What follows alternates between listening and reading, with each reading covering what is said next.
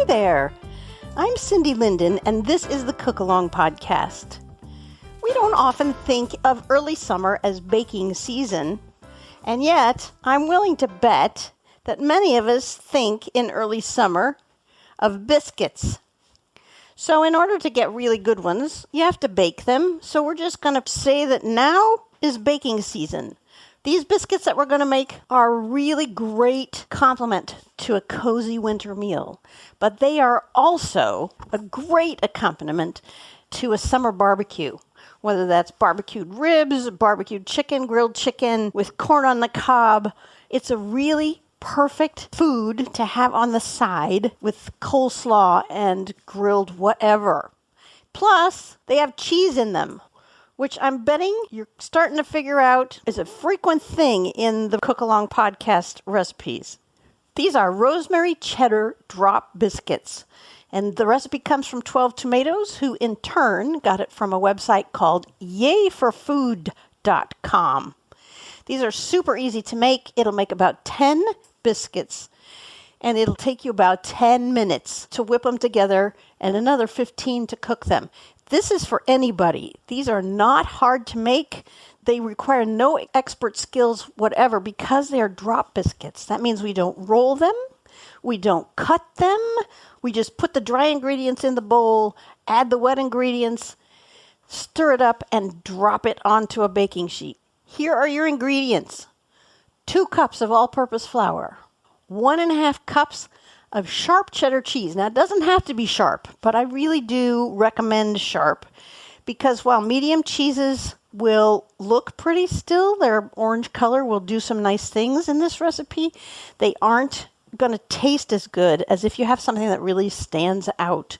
I am using Tillamook's extra sharp cheddar today, which is a bright orange. Sometimes I use Trader Joe's shredded unexpected cheddar cheese, which has become my favorite go-to for anything that needs cheddar cheese on it because it's really sharp and I really love it. However, it's white. So if you're making a sauce or something, it's not going to turn orange, and sometimes that's fine. But on these drop biscuits, I decided I really wanted the orange color. So that's what I'm using today. You need a tablespoon of dried rosemary, a half a teaspoon of garlic powder, a tablespoon of baking powder, that's what will help them rise, a teaspoon of granulated sugar, a half a teaspoon of salt, a quarter of a teaspoon of black pepper, 1/4 cup, that's 4 tablespoons of cold butter, and 1 cup plus 1 tablespoon of buttermilk. If you don't have buttermilk, you can try making your own. It may not work quite the same because it won't be as thick, but you put into a container of some sort, put in your whole cup and a tablespoon of milk, and then add a little teaspoon of vinegar or lemon juice. Lemon would probably be better, but they'll both work to curdle that milk into something kind of like buttermilk. Your equipment is a large bowl, a pastry cutter or 2 forks, and if you don't have those, don't sweat it because your fingers work just as well, a rubber spatula, and a large baking sheet. If you want to do these all at one time, you're going to want a pretty big sheet because these are not small biscuits. And then it'd be helpful to have a 1/4 cup measuring cup. And your only do-ahead really is to preheat your oven to 450 degrees unless you are shredding your own cheese, in which case you want to do that before we start as well.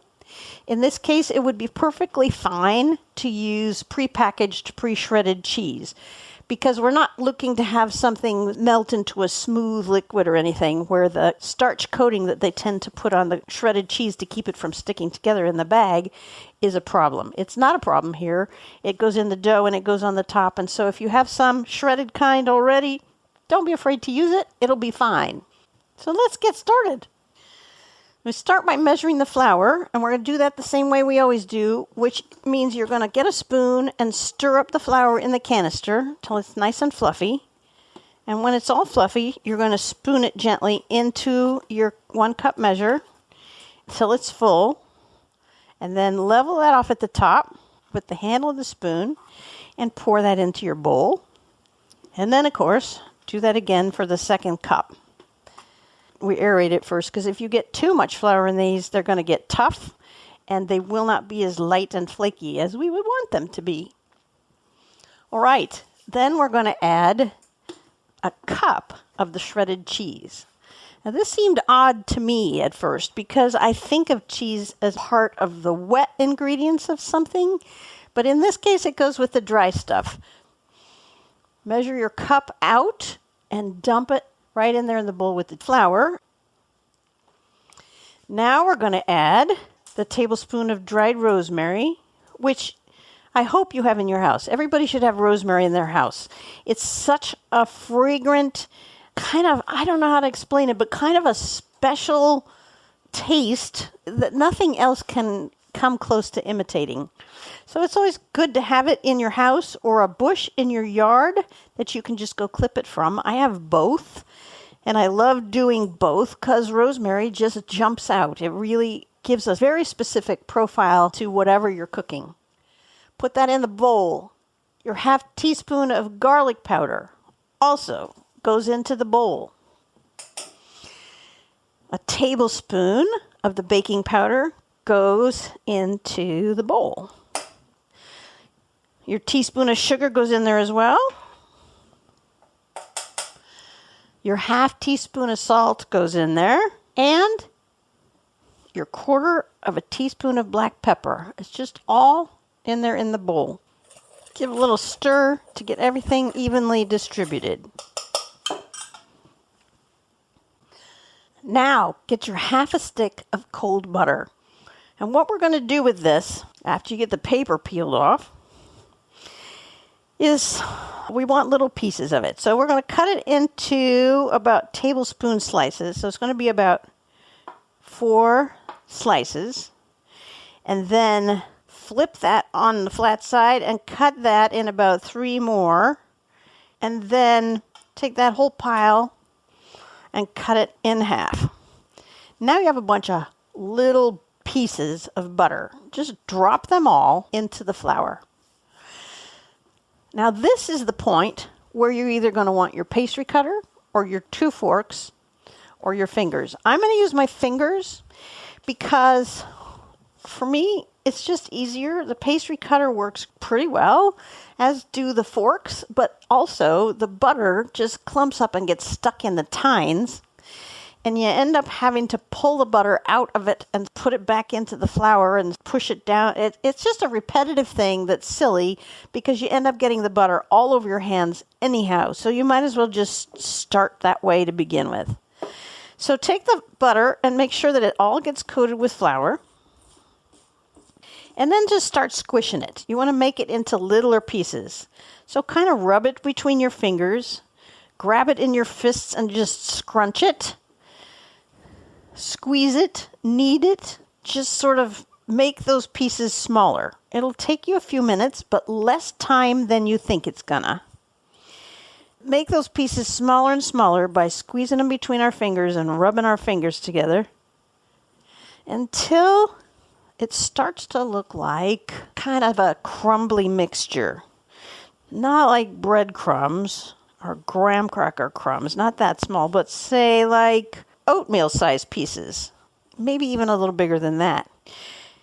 We want to leave some of that butter in sort of smallish lumps. We don't want it mixed in completely because as that butter melts, it will ooze into the dough around it, but it will leave behind it an air pocket when it does that. That's why we have cold butter, is to make it hard enough that when it melts, it will leave the spot where it used to sit open. And that's what helps make biscuits flaky and crumbly and buttery and good. So you want that to happen. All right, mine's already getting here to the point where I think it's almost fine enough. There's a couple more here bits I'm going to squeeze, but I think that's good. All right, now get your measuring cup and your buttermilk and measure your 1 cup of buttermilk out. And then get your tablespoon and just add another tablespoon of buttermilk to it. It seems like a trifling thing. I don't know why we do that. I didn't do the science on this recipe. Somebody else did that. So I'm just following what they learned when they made it. And then dump that into your bowl of dough. And here's where you want your rubber spatula. You're going to sort of fold that in. You want to be gentle with it. Folding means be gentle when you stir it. And you're scooping along the side and down to the bottom, and then sort of turning the bottom up and over the top. We don't want this over stirred, or it'll kill the scientific process that the buttermilk is having with the baking powder we put in, which is that they'll react sort of against each other and make each other puff up. That is not a scientific definition, but that's sort of what's happening. So we want this so that there's no dry flour anymore, but so that the dough just barely is holding together. And then we can actually finish that with our hands. There we go. All right. All you need now is to be sure your baking sheet is greased, and get your 1/4 cup measuring cup. It's just easier. You could just guess, but it's easier to have a measuring cup. And keep in mind that you're filling it just because you want to get an idea of how much 1/4 cup is. Not because you're trying to mold it or shape it or make it look perfect in any way. These should be craggy and ragged and unshaped. That's kind of the whole point of not having to roll and cut these. Fill your 1/4 cup measure with dough. Maybe a little more than your 1/4 cup. That's okay. And then turn your 1/4 cup over onto your baking sheet. You don't need to mess with it or prettify it or do anything with it. It's going to be just fine. And you're just going to keep doing that until your baking sheet is full. And like I said, you should get about 10 of these. They don't need to have any particular design to them, so you can just add little bits of dough if you have a little bit that seems too much. Just keep doing that until they're all done and on your sheet in little mounds, and then come back to me and I will tell you how to finish them up.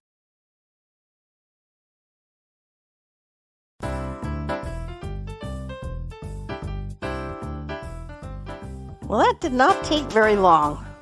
So now you've got your baking sheet with all these mounds, and here's where you take the other 1/2 cup of your shredded cheese and just put many shreds over the top of each biscuit.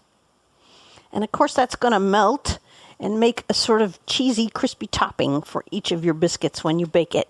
Divide it as evenly as you can. If you need to grate a little more, oh gosh, how sad to have to add a little more cheese. In other words, don't worry about it. It's not a precise science in any way, shape, or form.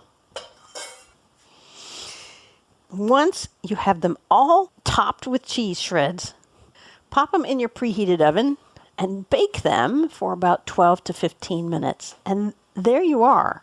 You have just baked some really extraordinary, flavorful, savory biscuits. The only way you can go wrong now is if you forget they're in the oven and you leave them in there too long and they burn. So set your timer for the 12 minutes. We always set the timer for the lowest estimated time so you can check on it, because you can always add time, but you can't take it away. So start at 12 minutes and then add a minute at a time as you need them. They are done when they are golden brown on top. They will be even more golden brown on the bottom, and you will love it. And you will be a hero at whatever event you make these for. Take a peek on the Cook Along Podcast website for main dishes that could be served with this. I know that's backwards, but it works. You can also find all kinds of fun things in your podcast feed that might inspire you to try something new and different. Tell a friend where you heard this recipe and suggest that they might find some things that they would like on the Cook Along podcast as well. New episodes are released every Saturday. Go enjoy these, and until next time, happy cooking!